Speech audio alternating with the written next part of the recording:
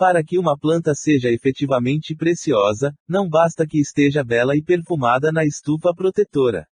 É necessário receber o auxílio externo, consolidando a resistência própria, de modo a produzir utilidades no bem comum. E passando a entender-se com Sidônio, aceitou a colaboração, por 10 dias sucessivos, de 12 companheiros espirituais incorporados ao agrupamento destinado a reforçar as atividades defensivas na moradia de Gabriel, de vez que, segundo Saldanha e Leôncio, do dia seguinte em diante, teríamos guerra aberta com os assalariados de Gregório, que viriam naturalmente sobre nós, temíveis e insistentes. 16. Encantamento pernicioso. Fim da reunião, reparei que a médum Dona Isaura Silva apresentava sensível transfiguração.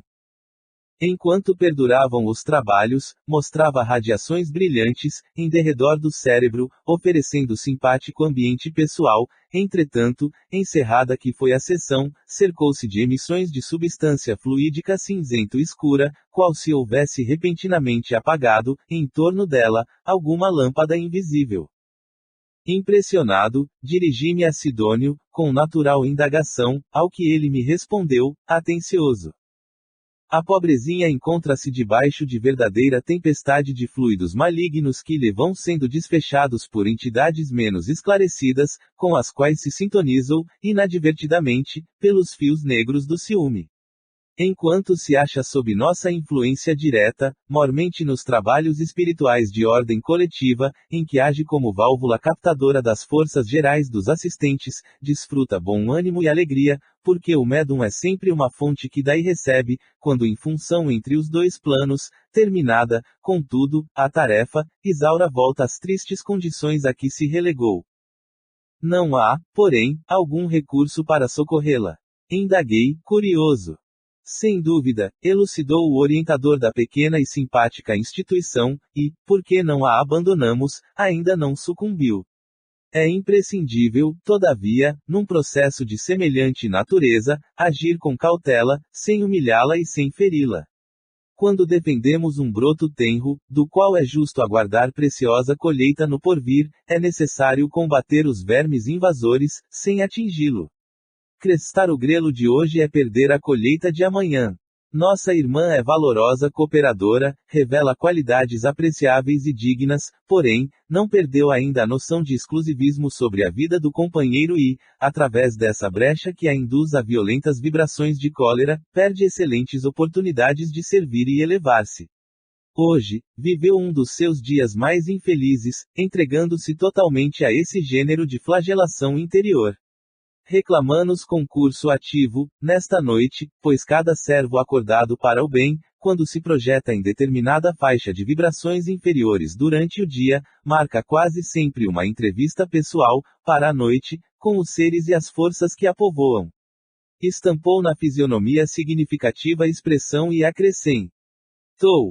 Enquanto a criatura é vulgar e não se destaca por aspirações de ordem superior, as inteligências pervertidas não se preocupam com ela, no entanto, logo que demonstre propósitos de sublimação, apura-se-lhe o tom vibratório, passa a ser notada pelos característicos de elevação e é naturalmente perseguida por quem se refugia na inveja ou na rebelião silenciosa, visto não conformar-se com o progresso alheio. Convenci-me de que o caso assumiria grande importância para os meus estudos particulares e, compreendendo que Margarida já recebera grandes vantagens, pedi permissão ao nosso instrutor, após o consentimento de Sidônio, para observar naquela noite o conflito inquietante entre a missionária e os que se lhe prendiam às teias escuras do sentimento. Gúbio concordou, sorridente. Aguardar-me-ia o regresso no dia seguinte. Nosso grupo retirou-se conduzindo a doente e o esposo infinitamente satisfeitos e coloquei-me, ao lado de Sidônio, em interessante conversação. Por enquanto, explicou-me a certa altura da útil palestra, este domicílio está sob a guarda dos nossos processos de vigilância. Entidades perturbadoras ou criminosas não dispõem de acesso até aqui, mas nossa amiga, transtornada pelo ciúme, vai, ela mesma, ao encalço de maus conselheiros. Esperemos que abandone o veículo de carne, sob a ação do sono, e verás, de perto. Decorridas apenas 2 horas, vimos o Sr. Silva que nos acenava de porta próxima, já desligado do corpo físico. Sidônio levantou-se e, convocando um de seus auxiliares, recomendou-lhe acompanhasse o dono da casa em proveitosa excursão de estudos. O irmão Silva, junto de nós, alegou, pesaroso. Tanto desejava que Isaura viesse, mas não me atendeu aos apelos. Deixa-a, observou Sidônio, com inflexão de energia na voz, naturalmente ainda hoje não se acha preparada para atender às lições. O interlocutor mostrou profunda tristeza no semblante calmo, porém não vacilou. Seguiu, sem delongas, o cooperador que lhe era apresentado. Mais alguns minutos e Isaura, fora do corpo de carne, surgiu-nos à vista, revelando o perispírito intensamente obscuro. Passou rente a nós sem prestar-nos a mínima atenção, mostrando-se encarcerada em absorvente ideia fixa. Sidônio endereçou-lhe algumas palavras amigas, que não foram absolutamente ouvidas. Tentou o amigo tocá-la com a destra luminosa, mas a médum precipitou-se em desabalada carreira, deixando-nos perceber que a nossa aproximação lhe constituía, naqueles instantes, aflitiva tortura. Encontrava-se incapaz de assinalar-nos a presença, entretanto, percebia-nos, instintivamente, as vibrações mentais e demonstrava temer o contato espiritual conosco. O benfeitor explicou-me que poderia constrangê-la a ouvir-nos, obrigando-a a submeter-se, sem reservas, à nossa influência. No entanto, semelhante atitude de nosso lado implicaria a supressão indébita das possibilidades educativas. Isaura, no fundo, era senhora do próprio destino e, na experiência íntima, dispunha do direito de errar para melhor aprender, o mais acertado caminho de defesa da própria felicidade.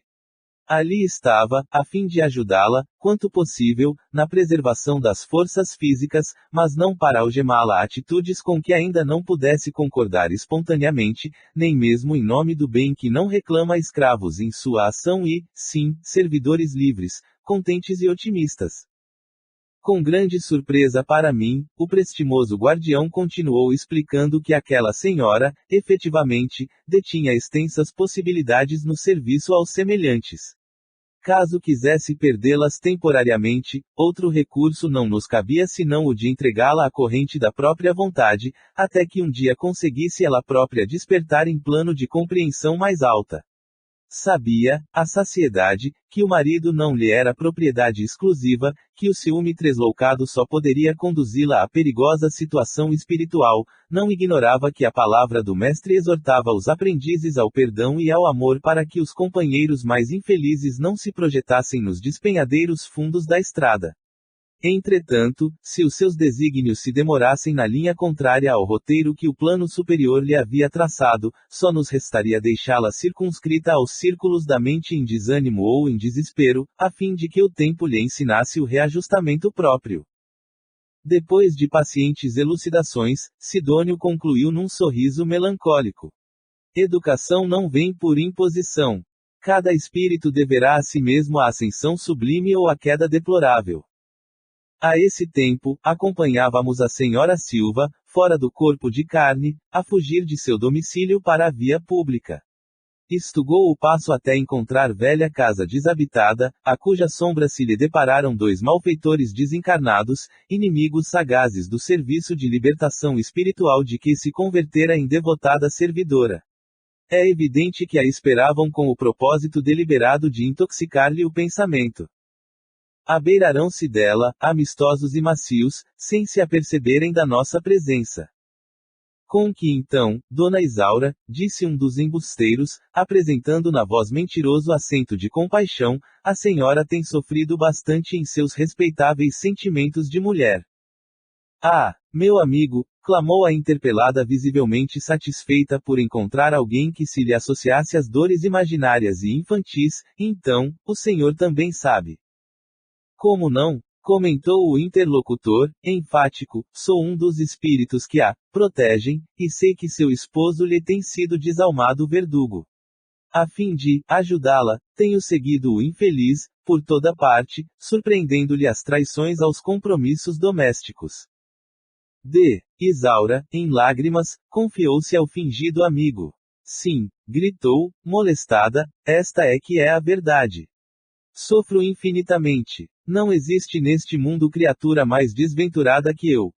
Reconheço, acentuou o loquaz perseguidor, reconheço a extensão de seus padecimentos morais, vejo-lhe o esforço e o sacrifício e não ignoro que seu marido eleva a voz nas preces, através das sessões habituais, para simplesmente acobertar as próprias culpas. Por vezes, em plena oração, entrega-se a pensamentos de lascívia, fixando senhoras que lhe frequentam o lar. Envolvendo a médum imprevidente na melifluidade das frases, aduzia. É um absurdo. Dói-me vê-la algemada a um patife mascarado de apóstolo. É isto mesmo, confirmava a pobre senhora, qual se fora andorinha delicada, portadora de importante mensagem, repentinamente presa num tabuleiro de mel, estou rodeada de gente desonesta. Nunca sofri tanto. Indicando o quadro triste, Sidônio informou-me. Antes de tudo, os agentes da desarmonia perturbam-lhe os sentimentos de mulher, para, em seguida, lhe aniquilarem as possibilidades de missionária. O ciúme e o egoísmo constituem portas fáceis de acesso à obsessão arrasadora do bem. Pelo exclusivismo afetivo, a médum, nesta conversação, já se ligou mentalmente aos ardilosos adversários de seus compromissos sublimes. Deixando transparecer imensa tristeza, acrescentou, repara. O inteligente obsessor abraçou a senhora, parcialmente desligada do corpo físico, e prosseguiu. Dona Isaura, acredite que somos seus leais amigos. E os protetores verdadeiros são aqueles que, como nós, lhe conhecem os padecimentos ocultos. Não é justo que se submeta às arbitrariedades do marido infiel. Abstenha-se de receber-lhe o séquito de companheiros hipócritas, interessados em orações coletivas, que mais se assemelham a palhaçadas inúteis. É um perigo entregar-se a práticas mediúnicas, qual vem fazendo em companhia de gente dessa espécie. Tome cuidado. A médum invigilante arregalou os olhos, impressionada com a estranha inflexão impressa nas palavras ouvidas, e gritou. Aconselhe-me, espírito generoso e amigo, que tão bem me conhece o martírio silencioso. O interlocutor, na intenção de destruir a célula iluminativa que funcionava com imenso proveito no santuário doméstico da jovem senhora, assediada agora por seus argumentos adocicados e venenosos, observou com malícia. A senhora não nasceu com a vocação do picadeiro. Não permita a transformação de sua casa em sala de espetáculo. Seu marido e suas relações sociais exageram-lhe as faculdades. Precisa ainda de longo tempo para desenvolver-se suficientemente. E envolvendo-a nos pesados véus da dúvida que anulam tantos trabalhadores bem-intencionados, aduziu. Já meditou bastante na mistificação inconsciente. Está convencida de que não engana os outros. É indispensável acautelar-se. Se estudar a grave questão do espiritismo, com inteligência e acerto, reconhecerá que as mensagens escritas por seu intermédio e as incorporações de entidades supostamente benfeitoras não passam de pálidas influências de espíritos perturbados e de alta percentagem dos produtos de seu próprio cérebro e de sua sensibilidade agitada pelas exigências descabidas das pessoas que lhe frequentam a casa. Não vê a plena consciência com que se entrega ao imaginado intercâmbio. Não creia em possibilidades que não possui. Trate de preservar a dignidade de sua casa, mesmo porque seu esposo não tem outro objetivo senão o de utilizar-lhe a credulidade excessiva, lançando-a à triste aventura do ridículo. A pobre criatura, tão ingênua e prestimosa, registrava com visível terror aquela conceituação do assunto. Espantado com a passividade de Sidônio, ante aquele assalto, enderecei-lhe a palavra, respeitoso, porém menos tranquilo, não será razoável defendê-la. Ele sorriu compreensivamente e elucidou. Todavia, que fizemos, há poucas horas, no culto da prece e do socorro fraternal, se não prepará-la à própria defensiva? Trabalhou mediunicamente conosco, ouviu formosa e comovedora preleção evangélica contra os perigos do egoísmo enfermiço, colaborou, decidida, para que o bem se concretizasse e ela própria emprestou-nos os lábios a fim de ensinarmos princípios de salvação em nome do Cristo, a quem deveria confiar-se. Entretanto, apenas porque o esposo se dispôs a justa gentileza com as damas que lhe buscaram a companhia esclarecedora e fraterna, obscureceu o pensamento no ciúme destruidor e perdeu o equilíbrio íntimo, entregando-se, inerme, a entidades que lhe exploram o sentimentalismo. Fez significativo gesto, apontando os malfeitores desencarnados, e explicou. Estes companheiros retardados procedem com os médiuns à maneira de ladrões que, depois de saquearem uma casa, acordam o dono, hipnotizavam-no e obrigam-no a tomar-lhes o lugar, compelindo-o a sentir-se na condição de mentiroso e mistificador. Aproximam-se da mente invigilante, dilaceram-lhe a harmonia, furtam-lhe a tranquilidade e, depois, com sarcasmo imperceptível e sutil, obrigam-na a acreditar-se fantasiosa e desprezível.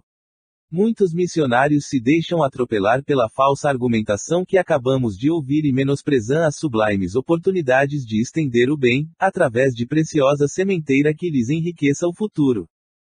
Mas não há recurso, inquiri, sensibilizado, de afastar semelhantes malfeitores.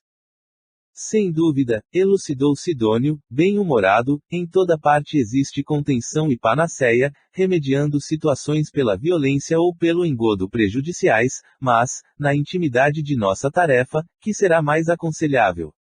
Espantar moscas ou curar a ferida? Sorriu, enigmático, e prosseguiu. Tais dificuldades são lições valiosas que o espírito do medianeiro, entre encarnados e desencarnados, deve aproveitar em benditas experiências e não nos compete subtrair o ensinamento ao aprendiz. Enquanto um trabalhador da mediunidade empresta ouvido a histórias que lhe lisonjeiem a esfera pessoal, disso fazendo condição para cooperar na obra do bem, quer dizer que ainda estima o personalismo inferior e o fenômeno, acima do serviço que lhe cabe no plano divino. Nessa posição, demorar-se-á longo tempo entre desencarnados ociosos que disputam a mesma presa, anulando valiosa ocasião de elevar-se, porque, depois de certo tempo de auxílio desaproveitado, perde provisoriamente a companhia edificante de irmãos mais evolvidos que tudo fazem inutilmente pelo reerguer no caminho. Então cai vibratoriamente no nível moral a que se ajusta, convive com as entidades cujo contato prefere e acorda, mais tarde, verificando as horas preciosas que desprezou.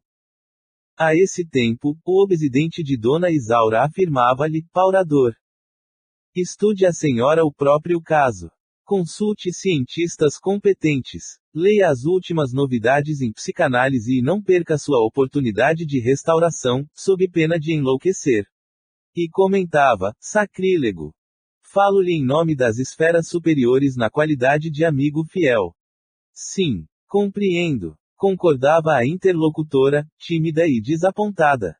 Nesse momento, Sidônio abeirou-se do grupo e fez-se visível para Dona Isaura, hipnotizada pelos perseguidores, e a médum registrou-lhe a presença com alguma dificuldade, exclamando, vejo Sidônio, nosso devotado amigo espiritual. O verboso obsessor, que de maneira alguma percebia a nossa vizinhança, em virtude do baixo padrão emocional em que se mantinha, zombou, franco. Nada disso. A senhora nada vê. É pura ilusão. Abandone o vício mental para furtar-se a maiores desequilíbrios. Sidônio voltou algo triste e informou sem rebuços, desde o instante em que Isaura se projetou na zona sombria do ciúme, tem a matéria mental em posição difícil e não se acha em condições de compreender-me. Mas, poderemos socorrê-la de outro modo. Em volitação rápida, no que foi seguido por mim, encontrou o marido da medianeira numa reunião instrutiva, junto de vários amigos espirituais, e recomendou-lhe tomar o corpo físico sem perda de tempo, a fim de auxiliar a esposa em dificuldade. O irmão Silva não hesitou. Em breve, regressava à câmara conjugal, reapossando-se do veículo denso. O corpo da senhora, ao lado dele, arfava em reiteradas contorções, acorrentado a indizível pesadelo. Dócil à influenciação de Sidônio, procurou despertá-la, sacudindo-lhe o busto, delicadamente. Isaura, em copioso pranto, retornou ao campo carnal sem detença, abrindo os olhos assustadiços. Oh, como sou infeliz! Bradou, angustiada, estou sozinha.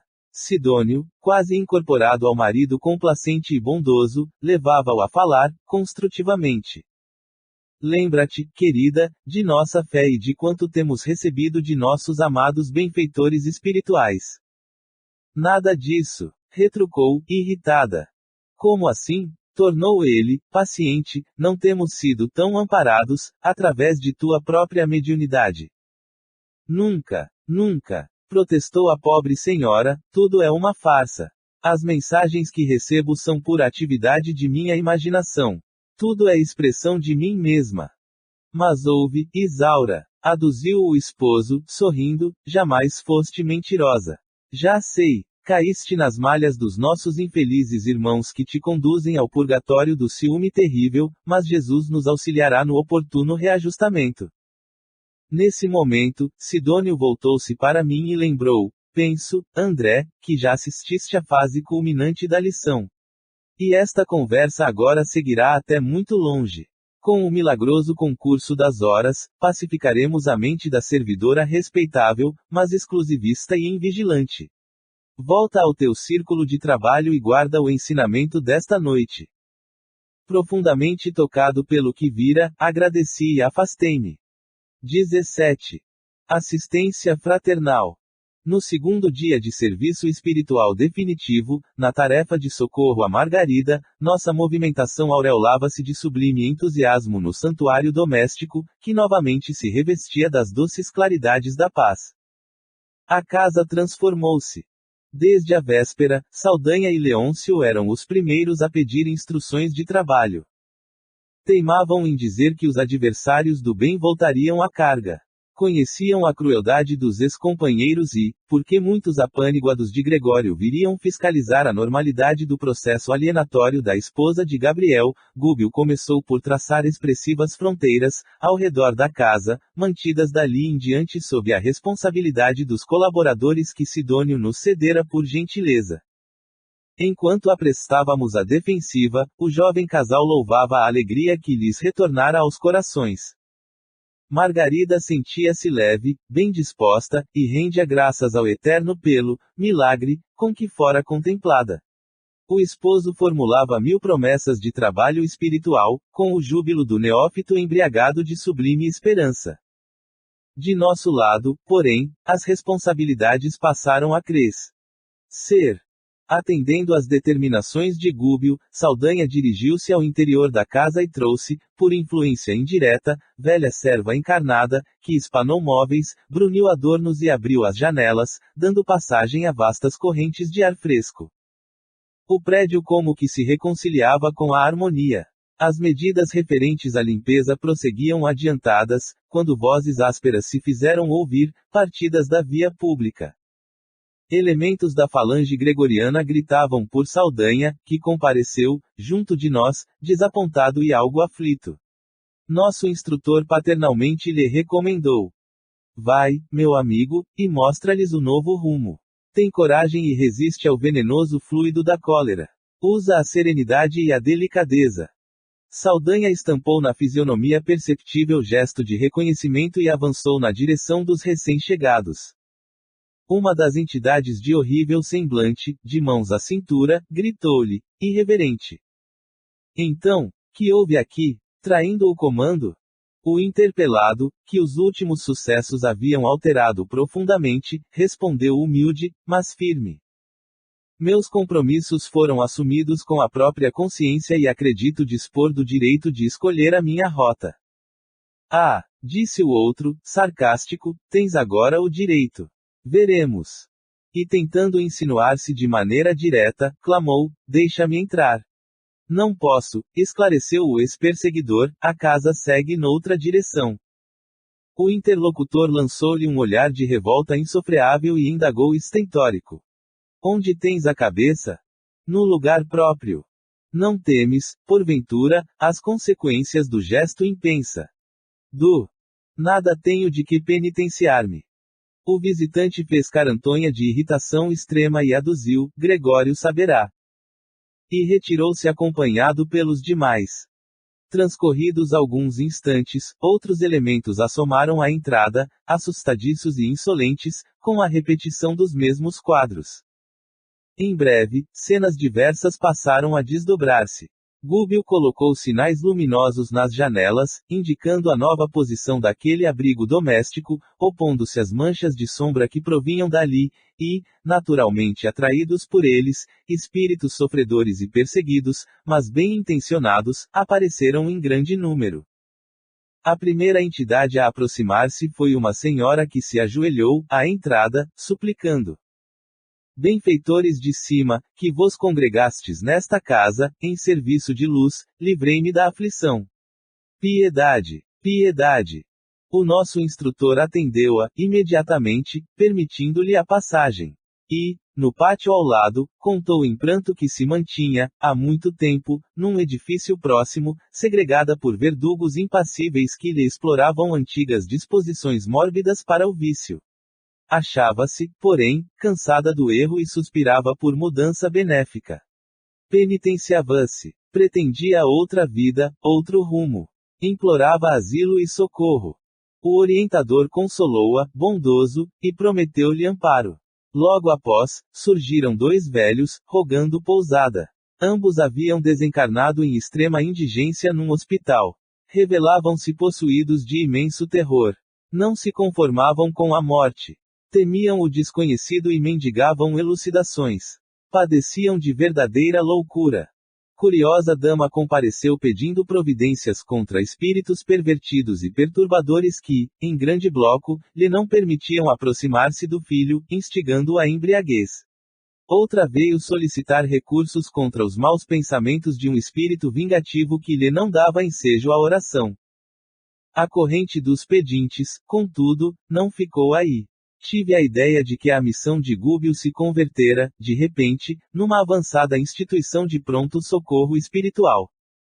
Dezenas de criaturas desencarnadas, sob regime de prisão aos círculos inferiores, alinhavam-se, agora, ao lado da residência de Gabriel, sob a determinação de Gúbio que dizia aguardar a noite para os serviços da prece em geral. Antes, porém, que o dia expirasse, começaram a surgir vários elementos da falange de Gregório, afirmando-se dispostos à renovação de caminho. Procediam da própria colônia que visitaramos, e um deles, com grande assombro para mim, foi claro na enunciação dos propósitos de que se achava inspirado. Salvem-me dos juízes cruéis, suplicou, emocionando-nos pela inflexão de voz, não posso mais. Não suporto, por mais tempo, as atrocidades que sou constrangido a praticar. Soube que o próprio Saldanha se transformou. Eu não posso persistir no erro. Temo a perseguição de Gregório, mas, se é necessário arrostar as maiores dores, enfrentá-las-ei de bom grado, preferindo-lhes o golpe fulminatório a regressar. Ajudem-me. Aspiro a nova estrada, com o bem. Apelos como este foram repetidos muitas vezes. Enfileirando os sofredores de intenções nobres e retas que nos alcançavam, no vasto recinto de que dispunhamos, nosso instrutor recomendou que eu e Eloy nos colocássemos à disposição deles, ouvindo-os com paciência e prestando-lhes a assistência possível, a fim de se prepararem mentalmente para as orações da noite. Confesso que me senti à vontade. Dividimo-nos, então, em dois setores distintos. Organizei os irmãos que me cabia atender em assembleia fraternal, contudo, em vista de os necessitados continuarem chegando, de espaço a espaço, era imperioso abrir novos lugares no extenso grupo dos ouvintes. Muitas entidades em desequilíbrio, lá fora, reclamavam acesso, pronunciando rogativas comovedoras, todavia, o nosso orientador aconselhara fosse a entrada privativa dos espíritos que se mostrassem conscientes das próprias necessidades. De há muito aprendera que uma dor maior sempre consola uma dor menor e limitava-me a pronunciar frases curtas, para que os infelizes, ali congregados, encontrassem reconforto, uns com os outros, sem necessidade de doutrinação de minha parte. Conduzindo-me desse modo, pedi a uma das irmãs presentes, em deploráveis condições perispiríticas, expor-nos, por gentileza, a experiência de que fora objeto. A infortunada concentrou a atenção de todos, em virtude das feridas extensas que mostrava no semblante agora erguido. Ai de mim! Começou, penosamente, ai de mim, a quem a paixão cegou e venceu, transportando-me ao suicídio. Mãe de 2 filhos, não suportei a solidão que o mundo me impusera com a morte de meu marido tuberculoso. Cerrei os olhos ao campo de obrigações que me convidavam ao entendimento e sufoquei as reflexões ante o futuro que se avizinhava. Olvidei o lar, os filhos, os compromissos assumidos e precipitei-me no vale fundo de sofrimentos inenarráveis. Há 15 anos, precisamente, vagueio sem pouso, a feição da ave imprevidente que aniquila seu ninho. Leviana que fui. Quando me vi só e aparentemente desamparada, entreguei meus pobres filhos a parentes caridosos e sorvi, louca, o veneno que me desintegraria o corpo menosprezado. Supunha reencontrar o esposo querido ou chafurdar-me no abismo da inexistência, todavia, nem uma realização nem outra me surpreenderam o coração. Despertei sob denso nevoeiro de lama e cinza e debalde clamei socorro, à face dos padecimentos que me asfixiavam. Coberta de chagas, qual se o tóxico letal me atingisse os mais finos tecidos da alma, gritei sem destino certo. A essa altura, porque a emotividade lhe interceptasse a voz, interferi, perguntando, de modo a fixar o ensinamento, e não conseguiu retornar ao santuário doméstico. Ah, sim, fui até lá, informou a interpelada tentando dominar-se, mas, para acentuar minha angústia, o toque de meu carinho nos filhos amados, que confiara aos parentes próximos, provocava-lhes aflição e enfermidade. As irradiações de minha dor lhes alcançavam os corpos tenros, envenenando-lhes a carne delicada, através da respiração. Quando compreendi que a minha presença lhes inoculava pavoroso, vírus fluídico, deles fugi aterrada. É preferível suportar o castigo de minha própria consciência isolada e sem rumo que infligir-lhes sofrimento sem causa. Experimentei medo e horror de mim mesma. Desde então, perâmbulo sem consolo e sem norte. É por isto que venho até aqui implorando alívio e segurança. Estou cansada e vencida. Convença-se de que receberá os recursos que pleiteia, por intermédio da prece, esclareci, prometendo-lhe a colaboração eficiente de Gúbio. A pobrezinha sentou-se, mais calma, e reparando que um dos irmãos presentes buscava salientar-se, no intuito de relatar-nos a experiência de que era vítima, roguei atenção, em torno das palavras que pronunciaria. Fitei-o, vigilante, e notei-lhe o singular brilho dos olhos. Parecia alucinado, abatido. Com a expressão típica da loucura cronicificada, falou, aflito. Permite-me indagar? Perfeitamente, respondi surpreso. Que é o pensamento? Não aguardava a pergunta que me era desfechada, mas, centralizando minha capacidade receptiva, no propósito de responder com acerto, elucidei como pude. O pensamento é, sem dúvida, força criadora de nossa própria alma e, por isto mesmo, é a continuação de nós mesmos. Através dele, atuamos no meio em que vivemos e agimos, estabelecendo o padrão de nossa influência, no bem ou no mal. Ah, fez o estranho cavalheiro, um tanto atormentado, a explicação significa que as nossas ideias exteriorizadas criam imagens, tão vivas quanto desejamos. Indiscutivelmente.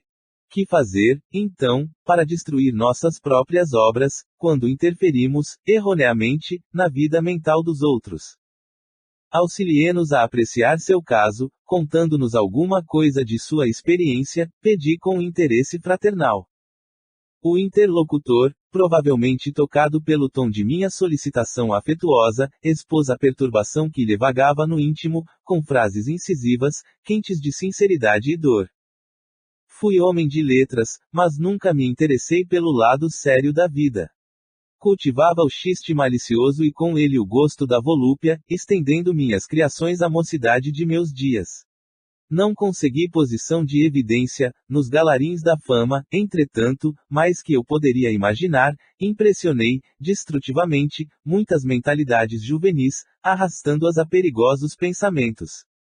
Depois do meu decesso, sou incessantemente procurado pelas vítimas de minhas insinuações sutis, que me não deixam em paz, e, enquanto isto ocorre, outras entidades me buscam, formulando ordens e propostas referentes a ações indignas que não posso aceitar.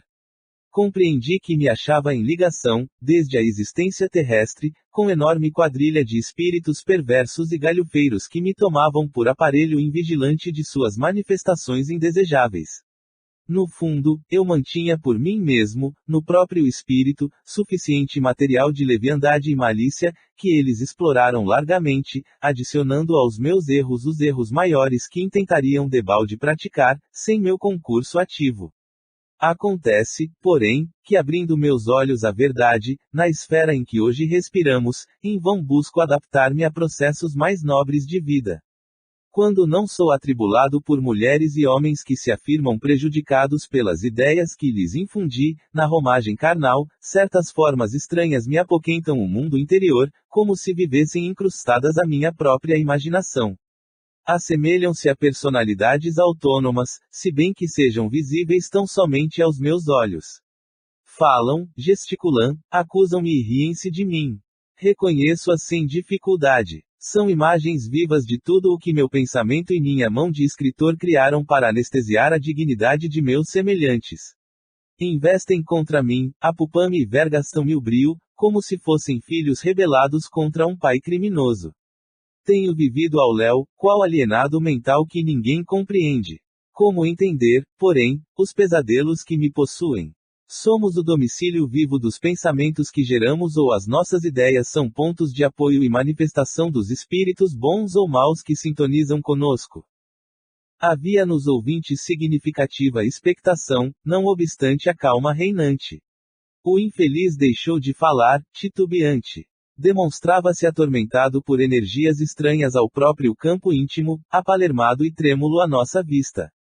Fitou em mim os olhos esgazeados de esquisito terror e, correndo aos meus braços, bradou: Ei-lo! Ei-lo que chega por dentro de mim! É uma das minhas personagens na literatura fecenina. Ai de mim! Acusa-me! Gargalha irônica e tem as mãos crispadas.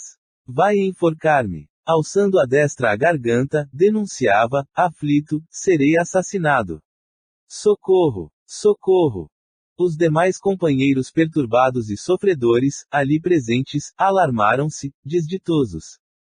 Houve quem tentasse fugir, mas, com uma frase apenas, sustei o tumulto que se iniciava.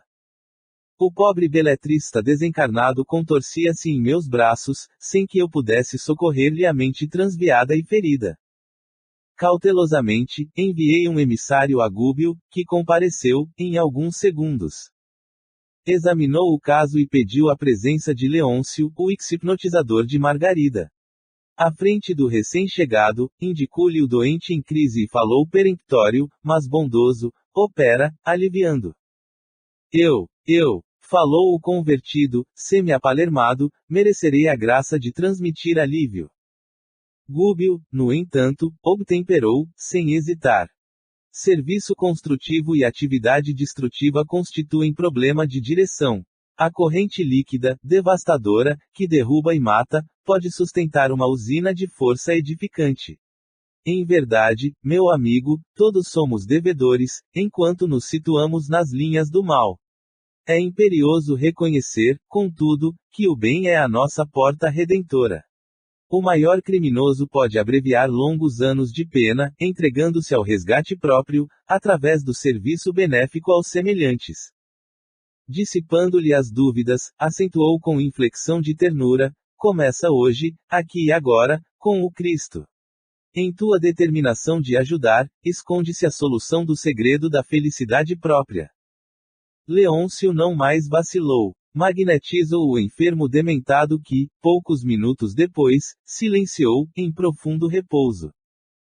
Desde esse instante, o ex-perseguidor não mais me abandonou nas experiências do dia, desempenhando as funções de excelente companheiro.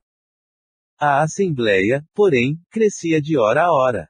Entidades de boa intenção buscavam-nos sequiosas de paz e esclarecimento, mas, francamente, doía-me observar tanta ignorância, além da morte do corpo.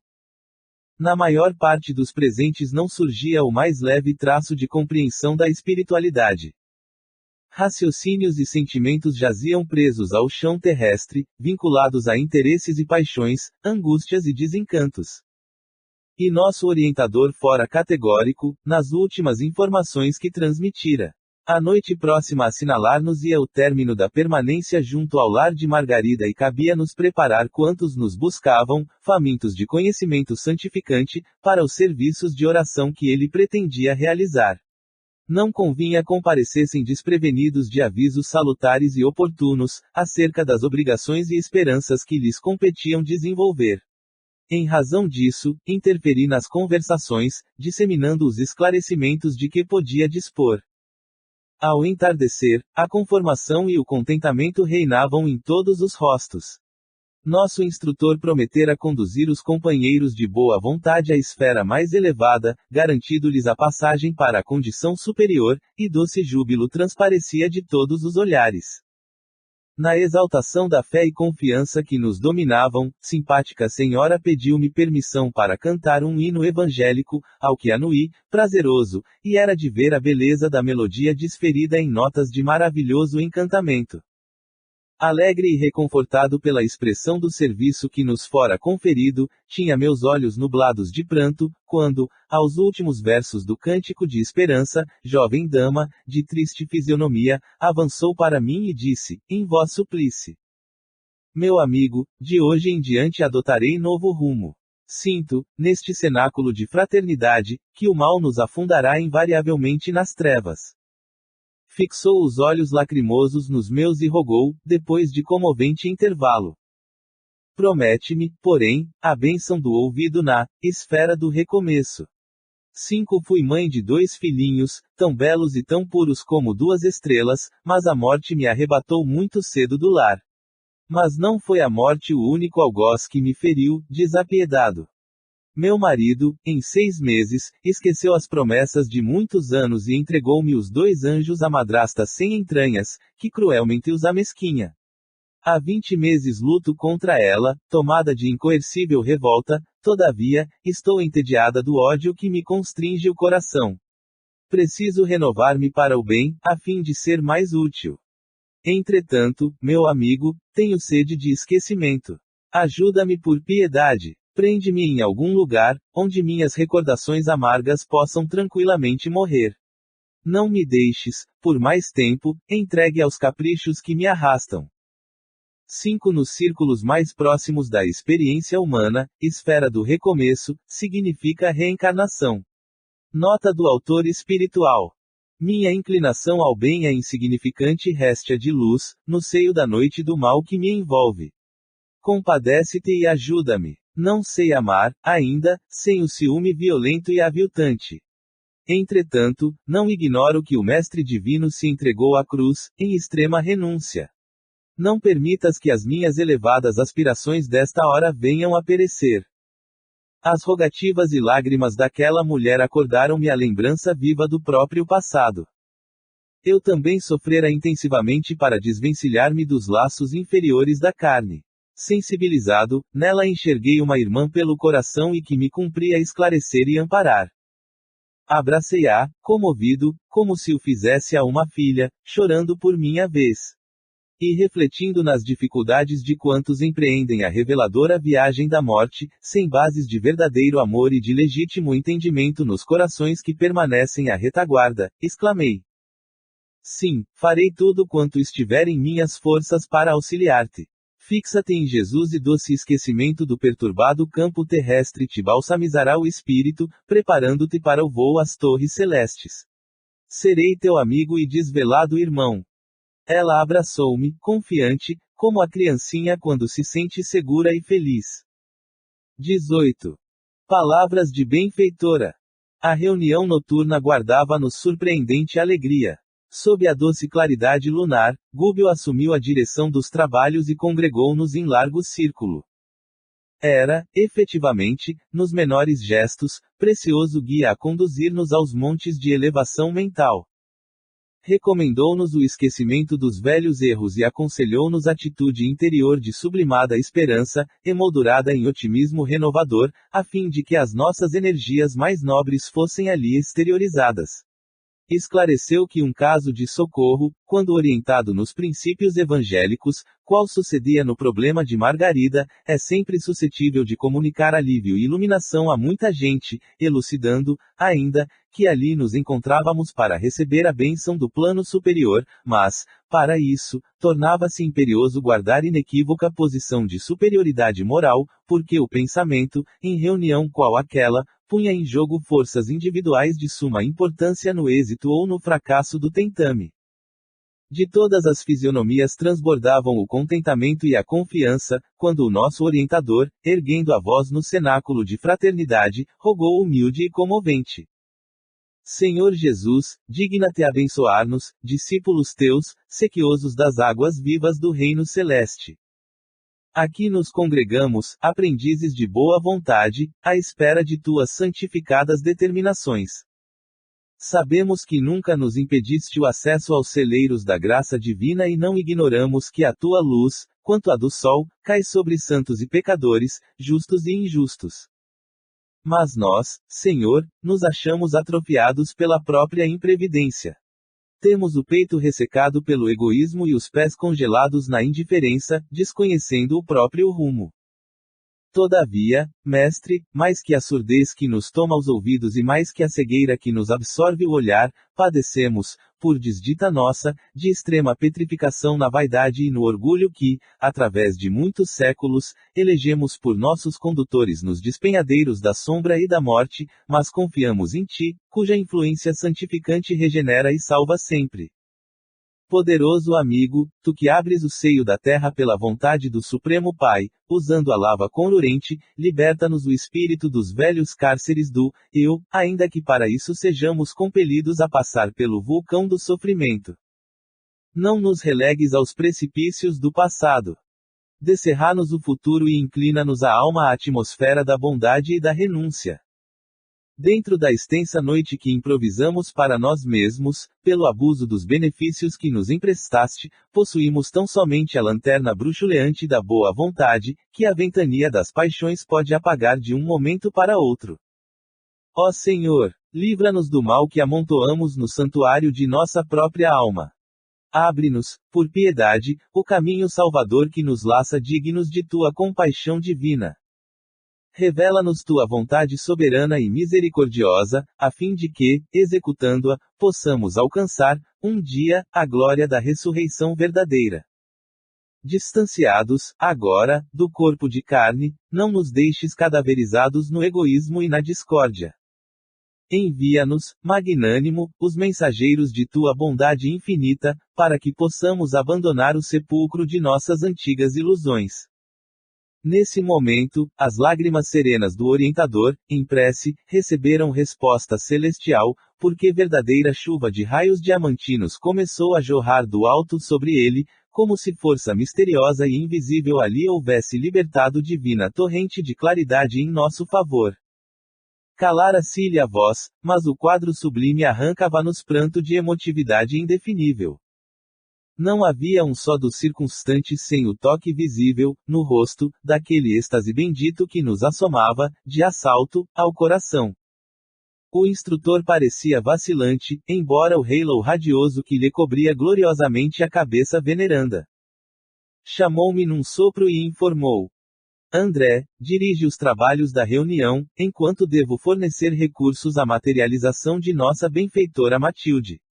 Vejo-a ao nosso lado, esclarecendo haver chegado a noite longamente esperada por seu coração materno. Antes do reencontro com Gregório, em companhia de bem-aventuradas entidades que a assistem, pretende ela visitar-nos, de maneira tangível, encorajando quantos aqui hoje se candidatam ao serviço preparatório de ingresso em círculos superiores. Tremi, perante a ordem, mas não hesitei. Tomei-lhe o lugar, sem detença, enquanto o sábio mentor se recolhia a 2 passos de nós, em profunda meditação. Reparamos, em silêncio, que luz brilhante e doce passou a se lhe irradiar do peito, do semblante e das mãos, em ondas sucessivas, semelhando-se à matéria estelar, tenuíssima, porque as irradiações pairavam em torno, como que formando singulares paradas nos movimentos que lhe eram característicos. Em breves instantes, aquela massa suave e luminescente adquiria contornos definidos, dando-nos a ideia de que manipuladores invisíveis lhe infundiam plena vida humana. Mais alguns instantes e Matilde surgiu diante de nós, venerável e bela. O fenômeno da materialização de uma entidade sublimada ali se fizera prodigioso aos nossos olhos, em processo quase análogo ao que se verifica nos círculos carnais. Ante a benfeitora, diversas mulheres presentes prosternaram-se, dominadas de incoercível emoção, atitude natural que não nos surpreendeu, porque, efetivamente, nos sentíamos em contato direto com um anjo glorioso, em forma de mulher. A abnegada protetora endereçou à Assembleia um gesto de bênção e falou em voz pausada e emocionante, depois de ligeira saudação. Meus amigos, todos aguardais a hora feliz de abençoado retorno à esfera do recomeço, entretanto, a dádiva do vaso de carne é a inapreciável bênção divina. Não busqueis a reencarnação tão somente pela ânsia de ouvido, nos sonhos do mundo que as tentações do campo inferior podem transformar em pesadelo. A vida que conhecemos, até agora, é contínuo processo de aperfeiçoamento. Não basta desejar, é imprescindível orientar o desejo na direção do bem infinito. Fez ligeira pausa e, talvez respondendo à arguição mental de muitos, prosseguiu. Não julgueis seja eu excepcional emissária do reino da luz. Sou humilde servidora, sem outro crédito perante o eterno doador que não seja o da boa vontade. Meus pés jazem ainda marcados pelo pretérito obscuro e meu coração ainda guarda cicatrizes recentes e profundas de experiências amargosas, que os dias incessantes, até agora, não conseguiram apagar. Não me confirais, portanto, nomes e títulos que não possuo. Sou simplesmente vossa irmã de luta, interessada em acordar-vos para a sublimidade do futuro. Nosso coração é um templo que o Senhor edificou, a fim de habitar conosco para sempre. Gloriosas sementes de divindade esperam-nos a harmonia e o ajustamento interiores para desabrocharem, dentro de nós mesmos, arrebatando-nos as esferas resplandecentes. A aquisição das virtudes iluminativas, no entanto, não constitui serviço instantâneo da alma, suscetível de efetuar-se de momento para outro. Somos, cada qual de nós, um ímã de elevada potência ou um centro de vida inteligente, atraindo forças que se harmonizam com as nossas e delas constituindo nosso domicílio espiritual. A criatura, encarnada ou desencarnada, onde estiver, respira entre os raios de vida superior ou inferior que emite, ao redor dos próprios passos, tal qual a aranha que se confunde nos fios escuros que produz ou a andorinha que corta os altos céus com as próprias asas. Todos nós exteriorizamos energias, com as quais nos revestimos, e que nos definem muito mais que as palavras. De que vos valeria o retorno à oficina da carne, sem conhecimento das obrigações que nos competem, ante a justiça divina? Que nos adiantaria o temporário esquecimento do passado, sem nos integrarmos na responsabilidade, a maior força capaz de nos socorrer nos círculos de matéria densa e que se traduz em tendência nobre a persistir conosco? A volta à vestimenta física é uma bênção que poderemos conseguir à custa de generosas intercessões, quando nos faleçam méritos para obtê-la, no instante oportuno, por nós mesmos, tanto quanto é possível conseguir trabalho digno na esfera da crosta, movimentando amigos que nos conduzam aos objetivos disputados, no entanto, qual ocorre a muitos encarnados que se localizam em respeitáveis quadros de serviço, tão só para usarem direitos que nada fizeram pelos merecer, com flagrante abuso das leis que nos regem as ações. Muitas almas procuram o santuário da carne formulando precipitadas promessas e nele penetram agravando os próprios débitos. Tímidas, levianas ou inconsequentes, aproveitam o estágio bendito na região da neblina 6, para repetirem as mesmas faltas de outra época, com absoluta perda do tempo, que é patrimônio do Senhor. Nesse momento, dentro de breve intervalo que imprimiu a alocução edificante e piedosa, Matilde estendeu-nos as mãos que despediam raios de intensa luz e exclamou, maternal. Rogais o regresso à sombra protetora da carne, no propósito de desfazer os sinais desagradáveis que vos marcam a veste espiritual. Contudo, já armazenaste suficiente força para esquecer os males que vos foram causados na crosta da terra. Reconheceis os vossos erros, a ponto de aceitar a necessária retificação. Fortalecestes o ânimo, a fim de examinar as necessidades que vos são peculiares, sem aflições alucinatórias. Aprendestes a servir com o Cordeiro Divino, até ao sacrifício pessoal na cruz da incompreensão humana, anulando na própria alma as zonas vicia.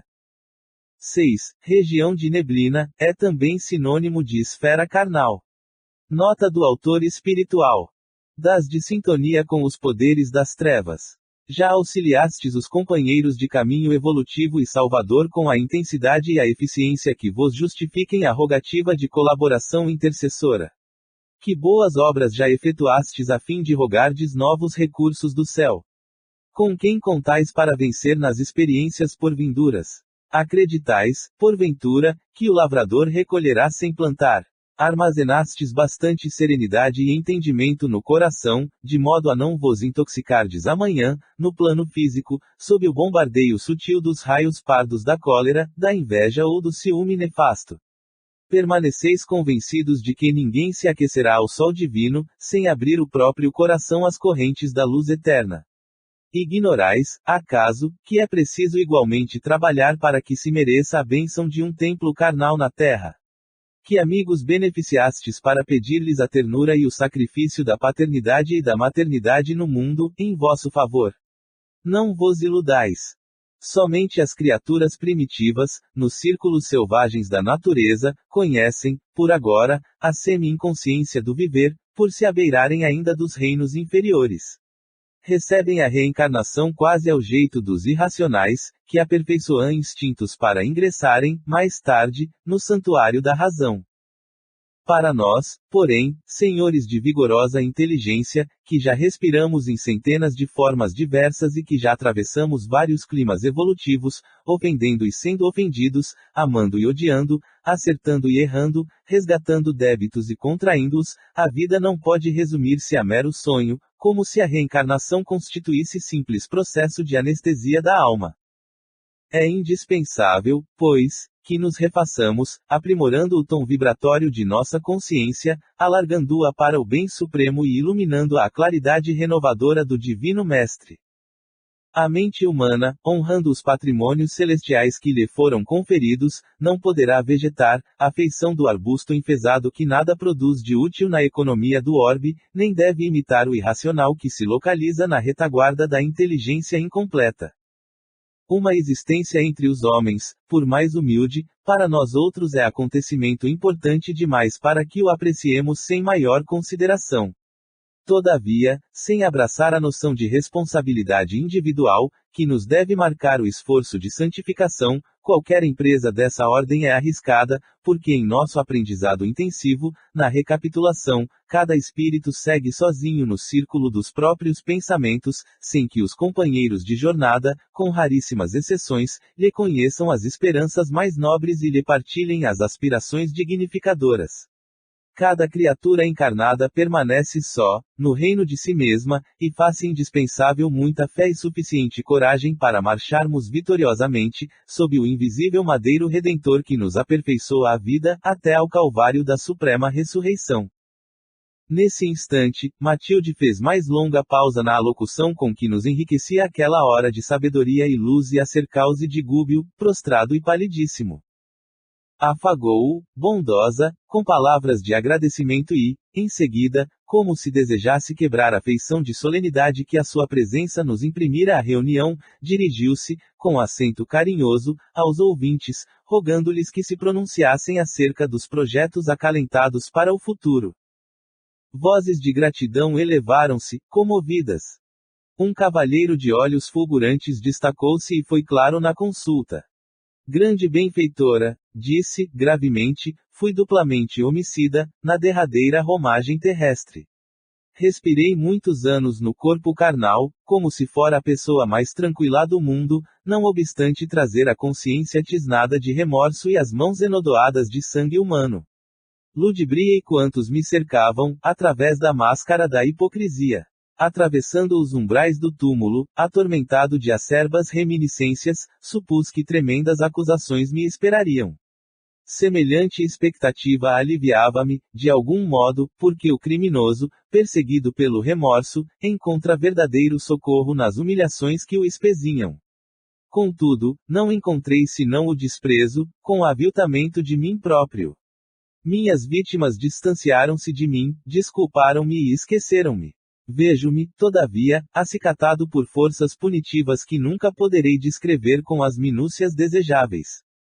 Há um tribunal invisível em minha consciência e debalde procuro fugir aos sítios em que menoscabei as obrigações de respeito ao próximo.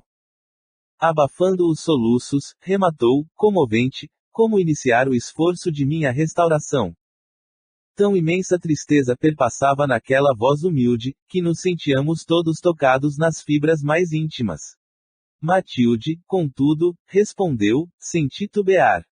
Outros irmãos, não longe de nós, suportando a carga das mesmas culpas, peregrinam, desditosos, entre o pesadelo e a aflição inomináveis. Abre teu coração para eles. Começarás ajudando-os a enxergar a senda regenerativa, alimentando-os com esperanças e ideais novos e atraindo-os ao trabalho de sublimação, pelo esforço, na constante aplicação do bem. Sofrer-lhes as injúrias, os remoques, as incompreensões, mas descobrirás um meio de ampará-los com eficiência e brandura. Depois de semelhante sementeira, principiarás a recolher as bênçãos de paz e de luz, porquanto o espírito que ensina com amor, embora delituoso e imperfeito, acaba aprendendo as mais difíceis lições da responsabilidade que adquire, transmitindo a outros revelações salvadoras que lhe não pertencem. Realizado esse serviço nobilitante, retomarás, então, mais tarde, o corpo físico, recapitulando os ensinamentos que gravaste na mente interessada em renovar-se. Reencontrarás, daí em diante, 1000 motivos para a cólera violenta, e a tentação de eliminar adversários, prostrando-os a golpe mortal, visitar-te-á com frequência o coração.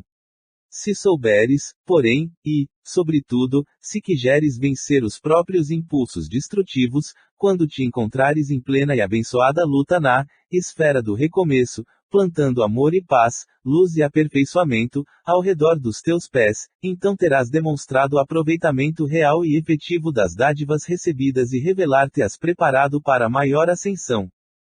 Antes que a emissária pudesse imprimir novo brilho ao ensinamento, chorosa mulher recorreu-lhe ao conselho, exclamando, humilhada: Grande mensageira do bem, confesso aqui minhas faltas diante de todos e peço-te roteiro salvador. Enquanto encarnada, nunca fui punida pelos meus excessos no abuso dos sentidos. Possuí um lar que não honrei, um esposo que depressa esqueci e filhos que afastei, deliberadamente, de meu convívio, para gozar, a saciedade, os prazeres que a mocidade me oferecia. Meu transviamento moral não foi conhecido na comunidade em que vivi, mas a morte apodreceu a máscara que me ocultava aos alheios olhos e passei a experimentar horrível pavor de mim mesma. Que farei por retornar à paz? Como traduzir o arrependimento que me enche a alma de infinita amargura? Matilde fitou-a, compungidamente, e observou. Milhares de seres, despojados da roupagem fisiológica, estertoram em zona próxima, sob o guante cruel das paixões a que se algemaram, invigilantes. Poderás encetar o reajustamento de tuas energias, dedicando-te, nos círculos próximos, ao levantamento dos sofredores de boa vontade. Com esquecimento de ti mesma, arrebatarás muitos espíritos, cadaverizados no abuso, aos pântanos de dor em que se debatem. Plantarás na mente deles novos princípios e novas luzes, consolando-os e transformando-os, a caminho da harmonia divina, reconquistando, por tua vez, o direito de regresso ao campo bendito da carne. Reconduzida, então, à abençoada escola terrestre, receberás, talvez, a prova terrível da beleza física, a fim de que o contato com as tentações da própria natureza inferior te retempere o aço do caráter, se conseguires manter fidelidade suprema ao amor santificante. Esta é a lei, minha filha. Para que nos reergamos com segurança, depois da queda ao precipício, é imprescindível auxiliar quantos se projetaram nele, consolidando, ante as dores alheias, a noção da responsabilidade que nos deve presidir as ações porvindouras, de modo que a reencarnação não se converta em novo mergulho no egoísmo. O único recurso de fugirmos definitivamente ao mal é o apoio constante no bem infinito. A benfeitora imprimiu ligeira interrupção ao verbo generoso, espraiou o olhar na assembleia que a ouvia, expectante, e concluiu. E que nenhum de nós admita o acesso fácil aos tesouros eternos, tão só porque atualmente nos vejamos libertos das cadeias beneméritas do corpo de carne. O Senhor criou leis imperecíveis e perfeitas para que não alcancemos o reino da divina luz, ao sabor do acaso, e espírito algum trairá os imperativos sábios do esforço e do tempo. Quem pretende a colheita de felicidade no século vindouro, comece desde agora a sementeira de amor e paz. Nesse momento, entregou-se Matilde à maior parada e, enquanto parecia meditar, em prece, de seu tórax iluminado nasciam, espontâneas e brilhantes, ondas sucessivas de maravilhosa luz.